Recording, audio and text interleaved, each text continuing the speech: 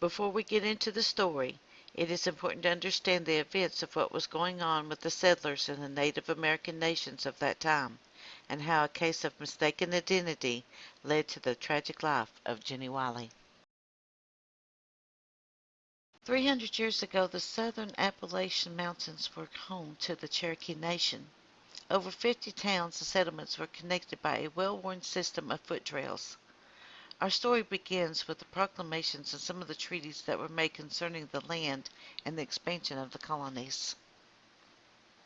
The descriptions and complete list of events are in no way exhaustive, but their purpose is to describe what is happening in the 1700s in North America at that time. Links are provided below for you to find out more information on the topics.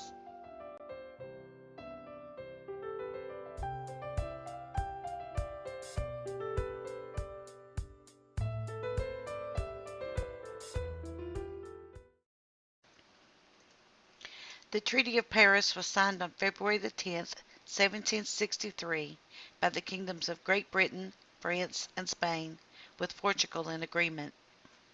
This treaty ended the French part of the French and Indian War, also known as the 7 Years' War, between Great Britain and France, as well as their respective allies. In the treaty, the French agreed to give up all territories in the mainland North America, and they would effectively end any foreign military threat to the British colonies. Great Britain would gain all the French territory east of the Mississippi River, while Spain would retain Cuba and the French would get back the Caribbean islands, along with the territories in India, Africa, and the Mediterranean island of Minorca.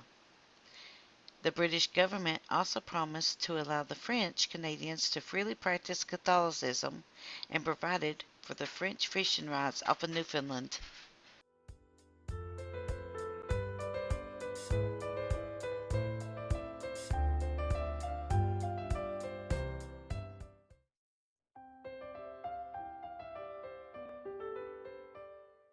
The Royal Proclamation of 1763 is the treaty that ended the Great Britain part of the French and Indian War, also known as the 7 Years' War between Great Britain and France, as well as the respective allies.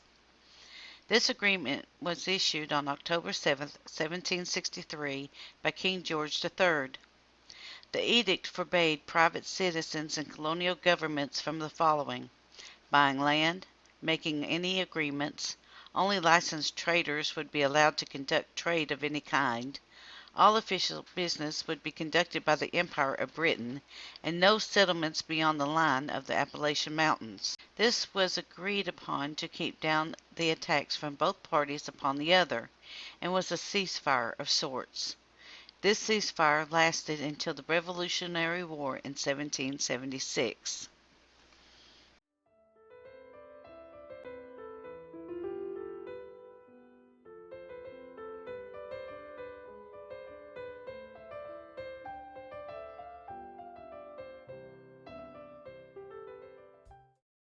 By 1774, the Ohio Valley was no longer populated by the Native American tribes, but was seen as a hunting ground for all tribes, as this land was populated due to the intertribal wars of the 17th century. The tribes were fighting off Daniel Boone, as well as other explorers and settlers, from taking ground and resettling the area. This led to Lord Dunmore's War of 1774. The Shawnee of Kentucky was watching with great distress as the last obstacles to the conquest of Virginia was happening before their eyes. Encroachment was happening on their grounds by white trappers, traders, speculators, and settlers. Sometime early in 1774, the Virginia militia seized Fort Pitt and renamed it Fort Dunmore, for the royal governor, John Murray, 4th Earl of Dunmore. Even though the Moravian-influenced Delaware Indians were mainly peaceful, Lord Dunmore and his men started carrying out the aggression against them, who they felt might harm settlers.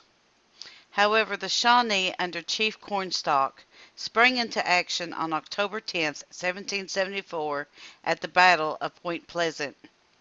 The Shawnee were defeated and agreed to the Treaty of Camp Charlotte to protect their families from attack. This war is often referred to as the first battle of the Revolutionary War because Lord Dunmore often used battles with natives to divert Virginians from differences with the royal administration of that colony.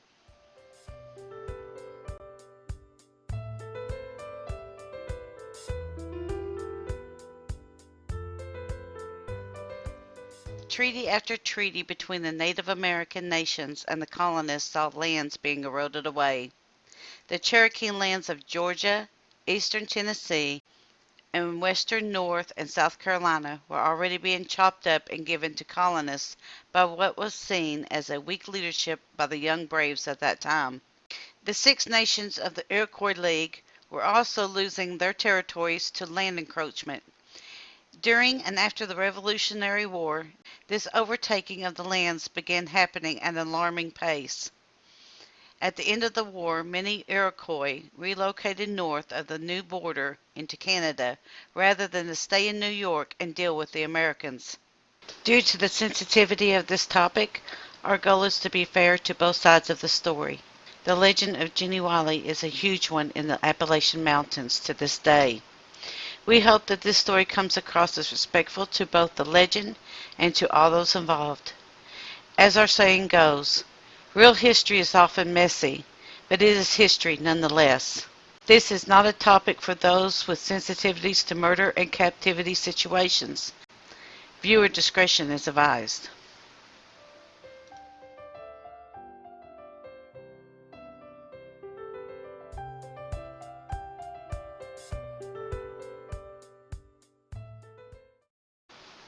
Jenny Sellers was born to Hezekiah Sellers and Jean Brevard in 1760 in Pennsylvania. In 1778, when Sellers was about 18 years old, her family moved to Walker's Creek in what is now Bland County, Virginia. She met and married Thomas Wiley, a Scottish-Irish immigrant, in 1779 at the Walker's Creek cabin located at Walker's Creek, Virginia, at about the age of 19 years old. Soon after they married, they built a cabin in Walker's Creek and started raising a family.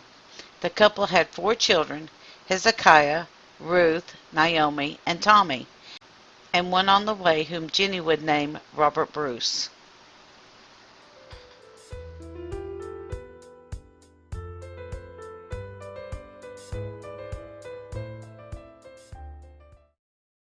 Jenny was no stranger to defending herself and her family, as several raids had taken place in the area for retaliation against Matthias Harmon, who the Native Americans of the area called Sky Gusty.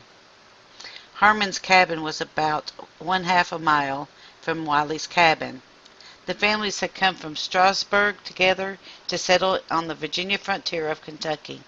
Harmon's experience with the Native Americans caused him to develop an extreme hatred for the Native Americans in the area and a belief in their extermination.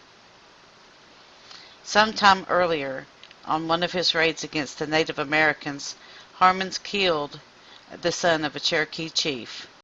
I have been unable to find his name listed. This action angered all of the surrounding tribes, and they formed a small party to exact revenge upon Harmon.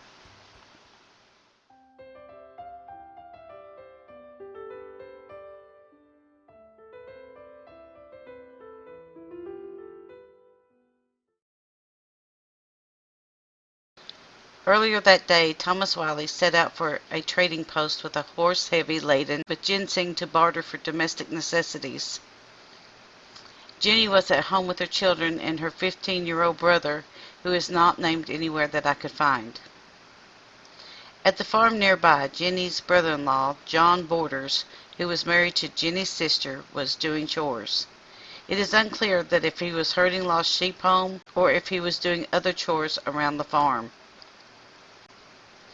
That afternoon, John heard owl call signals in the woods that made him suspect Native Americans were in the area and planning an attack. He warned his sister-in-law to pack up her children and leave the cabin, but Jenny wanted to finish some household chores before leaving. According to sources, she was making clothing for the winter months ahead for her family. She had promised John that she would be at his farm before nightfall. Boarders then went on to the surrounding farms, telling them of what he had heard and suspected. Later that day, a group of 11 natives composed of 2 Cherokees, 3 Shawnees, 3 Wyandots, and 3 Delawares stormed the cabin, believing that they were at the residence of Matthias Harmon. According to a source, they asked for Harmon, and Jenny tried to explain that they were at the wrong cabin, but they didn't understand her. They brutally killed her younger brother of about 15 years of age and her children, Hezekiah, Ruth, and Naomi. Jenny, who was expecting, and her 15-month-old child, Tommy, were taken captive. The cabin was then set on fire, and Jenny and Tommy were forced to go on with the men.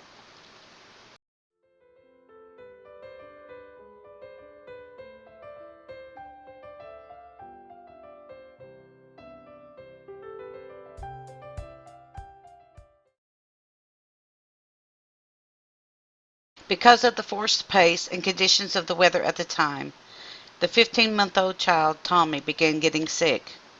Cap John was making a strong point that he should be killed along with his mother so that they could make a clean escape.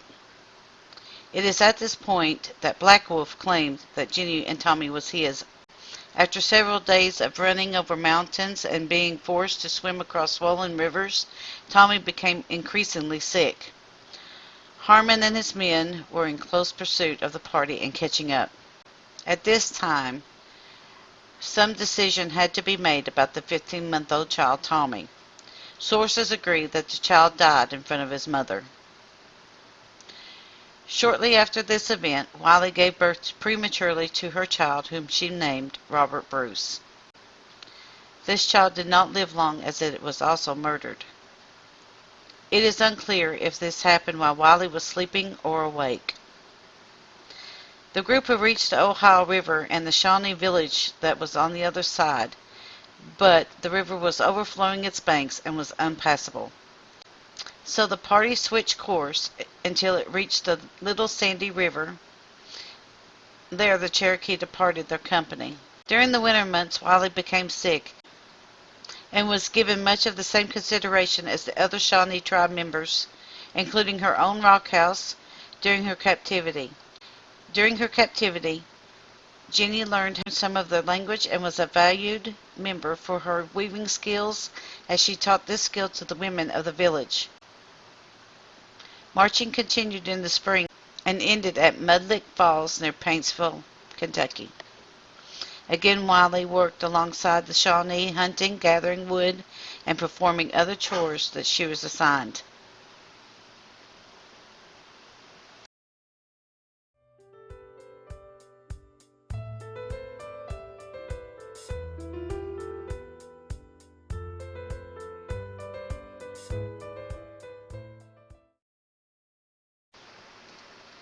The Cherokee returned, and Wiley was purchased from the Shawnee to become one of the wives of the chiefs in Tennessee.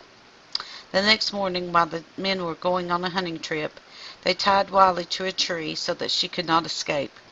She was able to break her bonds, and using skills that they had taught her, she was able to get away. Finding her way to Harmon's blockhouse, or Harmon Station, in what is then Floyd County, now Johnson County, near Louisa, Kentucky, Wiley was aided in crossing a major river by long hunter Henry Skaggs. With the help of the settlers at Harmon's blockhouse, Jenny made her way to Walker's Creek. Exactly how long she was kept prisoner is up for debate, but most accounts said she escaped her captors and was found in the spring of 1790. Wiley returned to her husband at Walker's Creek, and the two relocated to Johnson County, just outside of Pikeville, where they had 5 more children. The children's names were Jane, Sarah, also known as Sally, Hezekiah, William, and Adam. Jenny died in 1831 at the age of 71 and is buried in Johnson County.